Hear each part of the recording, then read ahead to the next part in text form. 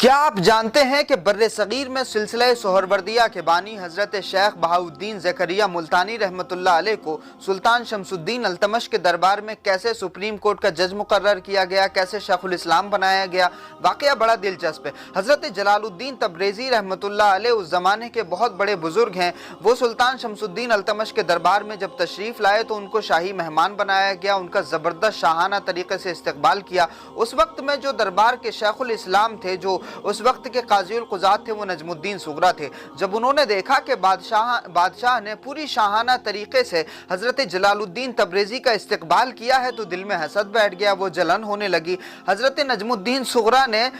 جلال الدین تبریزی پر بہت سارے الزامات بھی لگائے، بہت ساری سازشیں کی کہ ان کو ذلیل کیا جائے، ان کو رسوا کیا جائے۔ نجم الدین سغرا کی وہ تمام تر کوششیں ناکام رہیں۔ آخرکار انہوں نے ایک ایسا حربہ اپنایا جو بہت ہی نیچا حربہ تھا، جو بہت ہی ذلیل کرنے والا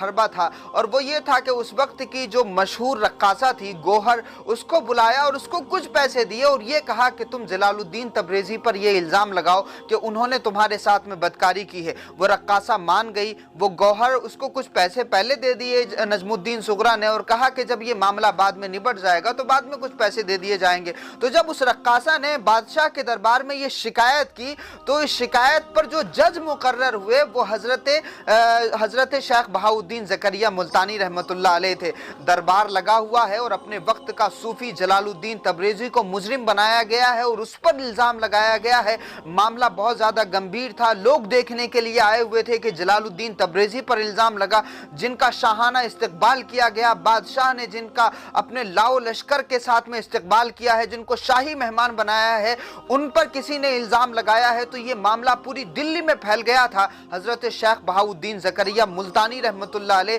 اس پورے معاملے کے جج مقرر کیے، حکم بنائے گئے، انہیں فیصلہ کرنے کی ذمہ داری سونپی گئی۔ تو جب یہ معاملہ پورا طے ہو گیا اور پوری جو ہے وہ عدالت لگ گئی اور حضرت شیخ بہاؤالدین زکریا ملتانی رحمۃ اللہ علیہ موجود ہیں اور باقی حضرت جلال الدین تبریزی بھی موجود ہیں، نجم الدین سغرا بھی موجود ہیں، اور وہ عورت جس نے یہ الزام لگایا تھا وہ گوہر بھی موجود ہے، تو جب حضرت شیخ بہاؤالدین زکریا ملتانی رحمۃ اللہ علیہ بیٹھے تو اس رقاصہ پر حضرت کا ایک ایسا روب طاری ہوا کہ اس نے وہ الزام لگانے کے بجائے وہ سارا سچ معاملہ بیان کر دیا کہ مجھے نجم الدین سغرا نے کچھ پیسے دیے تھے اور مجھے یہ الزام لگانے کی بات کہی تھی۔ تو حضرت شیخ بہاؤالدین زکریا ملتانی رحمۃ اللہ علیہ کا وہ روب جب اس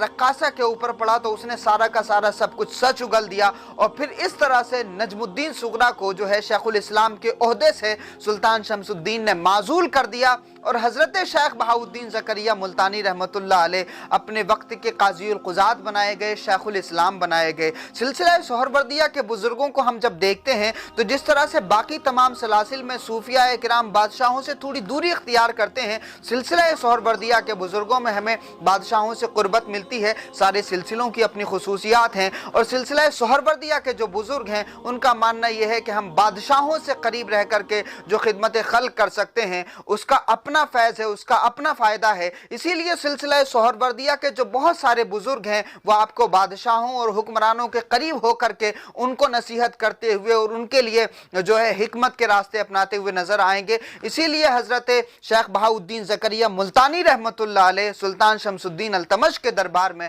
شیخ الاسلام کے عہدے پر فائز ہوئے۔